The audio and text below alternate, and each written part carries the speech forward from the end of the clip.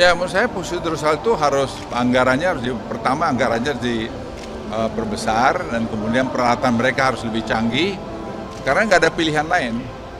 Ya, jadi sangat banyak yang belum dipetakan, dieksplorasi di bawah laut kita. Berarti harus dilakukan dalam jangka pendek? Ya, saya pikir jangan terlalu lama, ya 5-10 tahun ke depan itu harus sudah.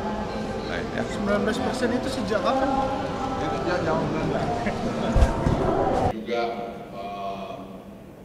pengembangan pengelolaan sumber daya maritim kita yang kita lakukan dengan baik, tetapi ramah lingkungan, terus juga pemetaan dasar laut menjadi persyaratan dasar untuk mengoptimalkan penggunaan sumber daya maritim.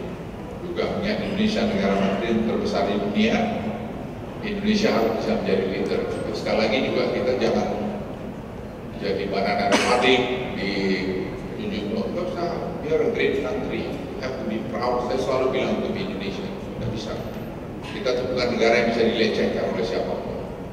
Dan itu harus kita temukan karena memang ada dasarnya.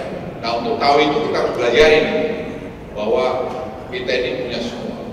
Jadi tidak ada isu untuk kita susah. Jadi bahwa masih banyak masalah, yes.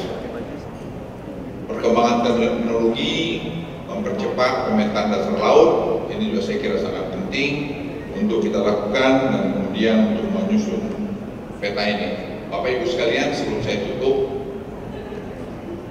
negara-negara maju atau negara yang saya lihat untuk Tiongkok banyak itu mengukur hebatnya negara mereka itu sebenarnya dana research-nya dia. Jadi dana research dari negara itu berapa besar. Kalau kita lihat Tiongkok, belajar dari mereka, universitas-universitas mereka itu punya dana research yang sangat besar. Dan itu sebabnya saya lihat dari aspek kesehatan, misalnya saya pergi ke rumah sakit baru minggu lalu, rumah sakit mereka itu betul-betul sangat advance yang tidak pernah saya bayangkan bahwa Tiongkok itu sudah begitu maju. Dan saya juga melihat bagaimana Beijing Genomic Institute, mereka sudah bisa membuat loncatan-loncatan sangat hebat dalam bidang-bidang teknologi, dan mereka punya lab yang bagus, dan mereka menggroom anak-anak muda mereka untuk masuk ke sana. Nah, di kita juga saya harap bisa terjadi, dan saya lihat peluang itu ada karena presiden terpilih Joe Seger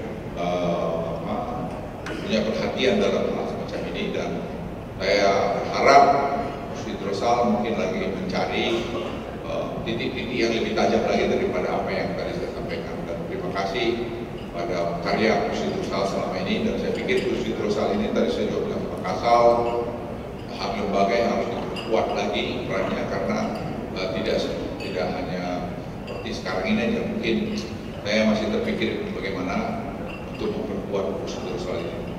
Selamat bertemu dan berdiskusi dan mendapatkan masukan. Mari kita cari yang terbaik untuk negara yang kita cintai ini. Semoga Tuhan yang Maha Kasih menemani kita semua. Wassalamualaikum warahmatullahi wabarakatuh. Kalau Pusditrusalud ini perannya penting Pak dan untuk Indonesia 2045, sementara ada keterbatasan anggaran dan lain-lain.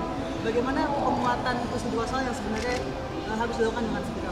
Ya, menurut saya Pusditrusalud itu pertama anggarannya diperbesar dan kemudian peralatan mereka harus lebih canggih karena nggak ada pilihan lain.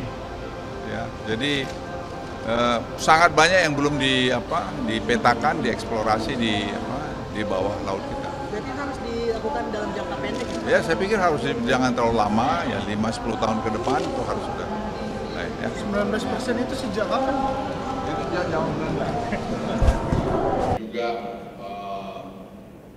pengembangan pengelolaan sumber daya maritim kita yang kita lakukan dengan baik, tetapi ramah lingkungan, terus juga pemetaan dasar laut menjadi persyaratan dasar untuk mengoptimalkan penggunaan sumber daya maritim. Juga mengingat Indonesia negara maritim terbesar di dunia, Indonesia harus bisa menjadi leader. Sekali lagi juga kita jangan jadi banana republic di junjung tinggi. Nggak usah, we are a great country, we have to be proud. Saya selalu bilang untuk Indonesia, nggak bisa. Kita itu bukan negara yang bisa dilecehkan oleh siapapun. Dan itu harus kita temukan karena memang ada dasarnya.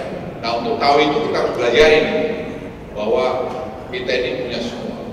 Jadi tidak ada isu untuk kita susah. Jadi bahwa masih banyak masalah, yes. perkembangan teknologi, mempercepat pemetaan dasar laut, ini juga saya kira sangat penting untuk kita lakukan dan kemudian untuk menyusun peta ini. Bapak Ibu sekalian, sebelum saya tutup,